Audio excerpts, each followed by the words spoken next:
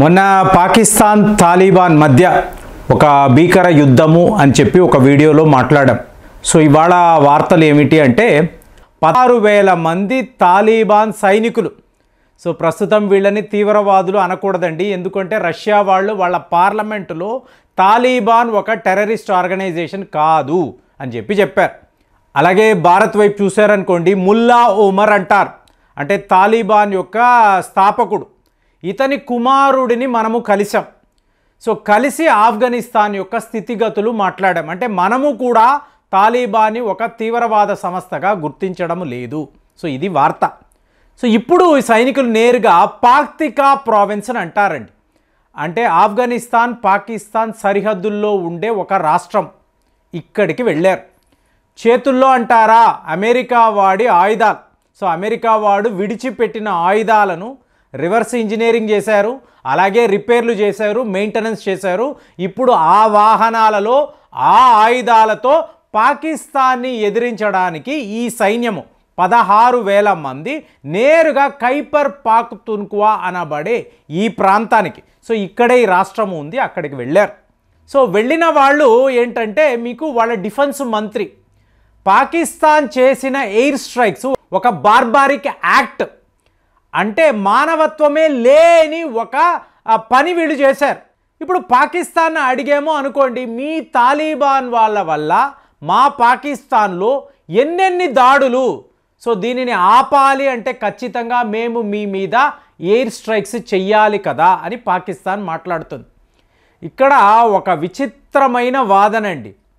Afghanistan పరిపాలకులు Taliban, మాకు ఈ తెహ్రీక్ తాలిబాన్కి ఎటువంటి సంబంధము లేదు కదా, వాళ్ళు మీ పాకిస్తాన్లోకి వచ్చి తీవ్రవాద దాడులు చేస్తే నువ్వు ఏకంగా మా ఎయిర్ స్పేస్లోకి వచ్చి, అంటే నా దేశం యొక్క సావర్నిటీ దీనిని ప్రశ్నిస్తున్నావు కాబట్టి మా వైపు నుంచి రిటాలియేషన్ అనేది ఉంటుంది.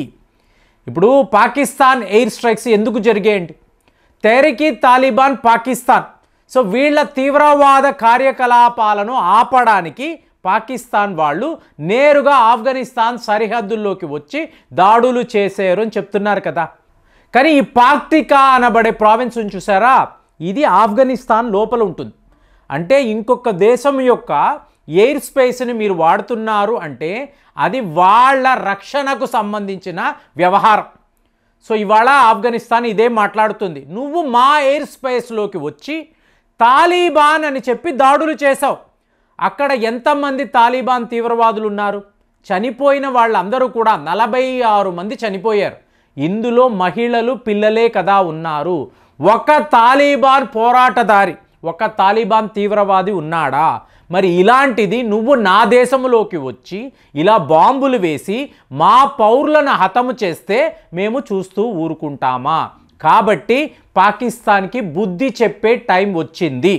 సో ఇక్కడ మనం గమనించాలి ఫ్రెండ్స్, తెహ్రీక్ తాలిబాన్ లిటరల్గా పాకిస్తాన్లోకి వెళ్ళి పోయిన శనివారం, ఇది శనివారం కదా, దీని ముందు పోయిన శనివారము మీకు 16 మంది పాకిస్తాన్ మిలిటరీ అధికారులు వీళ్ళు ఒక క్యాంపులో సేదా తీరుతున్నప్పుడు వాళ్ళ మీద దాడులు చేసి హతం చేశారు. సో ఇది Tehreek Taliban Pakistan time to time చేస్తున్న పని. ఇవాళ వార్తలు ఏంటి, ఏకంగా మీకు 1,500 మంది పాకిస్తాన్ భద్రతా సిబ్బందికి చెందిన వాళ్ళు మరణించారు. ఎవరి చేతుల్లో? తెహ్రీక్ తాలిబాన్ పాకిస్తాన్ చేతుల్లో.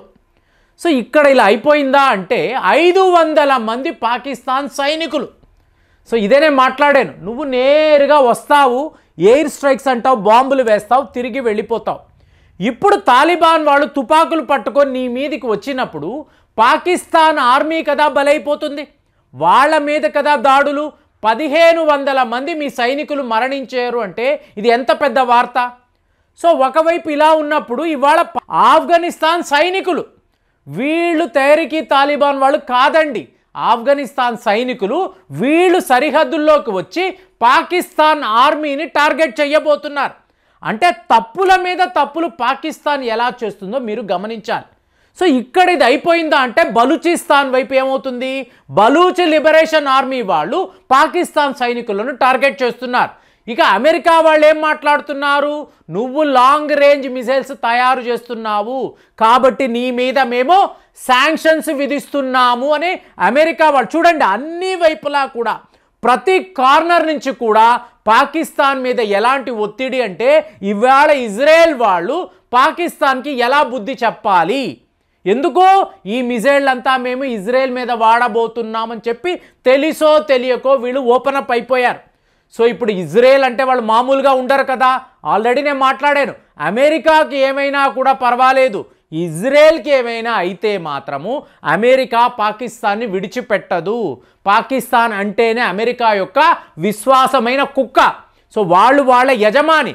అలాంటిది యజమాని మాటలను ధిక్కరించి నువ్వు ఇజ్రాయెల్ అన్న మాట తీసేవు అంటే నీ అంతు చూస్తాను అని చెప్పి అమెరికా వాళ్ళు కూడా చెప్తున్నారు.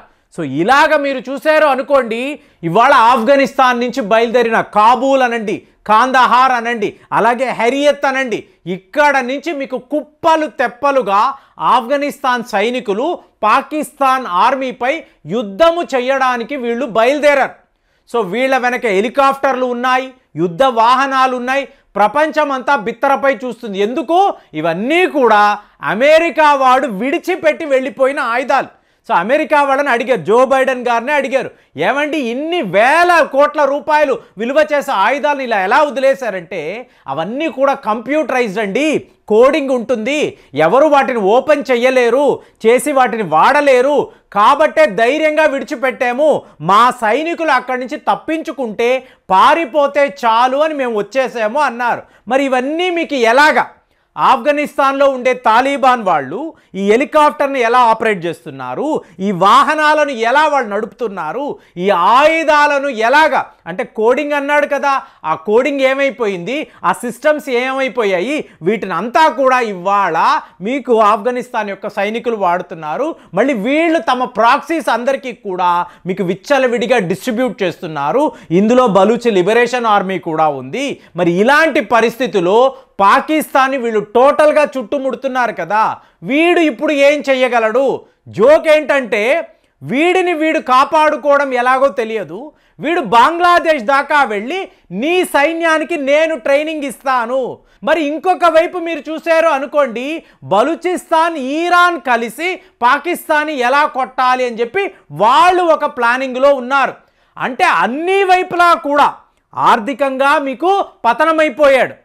సరే, మీకు ఏదో ఒక రకంగా అప్పులు తెచ్చుకుందాము అంటే ఇంటర్నేషనల్ మానిటరీ ఫండ్ వాళ్ళు రూపాయి ఇవ్వడం లేదు. మరి అమెరికా వాడు చెప్తేనే కదా ఇస్తాడు అంటే అమెరికా వాడితోనే ఇవాళ శత్రుత్వాన్ని పెంచుకున్నాడు. ఇవాళ డొనాల్డ్ ట్రంప్ గారు ఏం మాట్లాడుతున్నారు, ముందు ఇమ్రాన్ ఖాన్ని విడుదల చెయ్యండి, అతను రావాలి, వస్తేనే పాకిస్తాన్లో సుస్థిర పాలన ఉంటుంది. ఏంటి, జో బైడెన్ అపాయింట్ చేసిన షాబాజ్ షరీఫ్ వద్దు, అలాగే జో బైడెన్ అపాయింట్ చేసిన బంగ్లాదేశ్ చీఫ్ అడ్వైజర్ మహమ్మద్ యూనస్ కూడా ఉండకూడదు, ముందు వీళ్ళని ఇంటికి పంపించండి, ఇమ్రాన్ ఖాన్ని బయటికి రమ్మనండి. ఇది డొనాల్డ్ ట్రంప్ గారు మాట్లాడుతున్నారు. మరి అయిపోయింది కదా, ఇంకొక 20 రోజులే కదా. ట్రంప్ వచ్చిన తరువాత ఇమ్రాన్ ఖాన్ అమెరికానే నా బాస్ అన్నాడు అనుకోండి, ఈ కాంబినేషన్ని చూడండి, మీకు అమెరికా, భారత్, పాకిస్తాన్, రష్యా వీళ్ళందరూ కూడా ఒక గ్రూపులో కలిసిపోయే పరిస్థితి.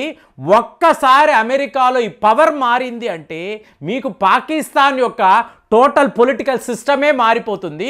అలాంటి ఒక సిచ్యువేషన్, ఇంతలోనే ఇన్ని సమస్యల్లో పాకిస్తాన్ ఉంది.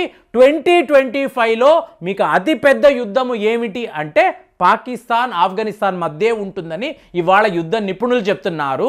మరి 16,000 మంది సైనికులు పాకిస్తాన్ని ఏం చెయ్యబోతున్నారు? ఇదే మీకు $1 మిలియన్ క్వశ్చన్. మరి దీనికి ఆన్సర్ మీ వద్ద ఉందా? ఒక్కసారి ఆలోచించి కామెంట్స్లో మీ అభిప్రాయాలు రాయండి. మళ్ళీ వచ్చే వీడియోలో కలుద్దాం. జై హింద్.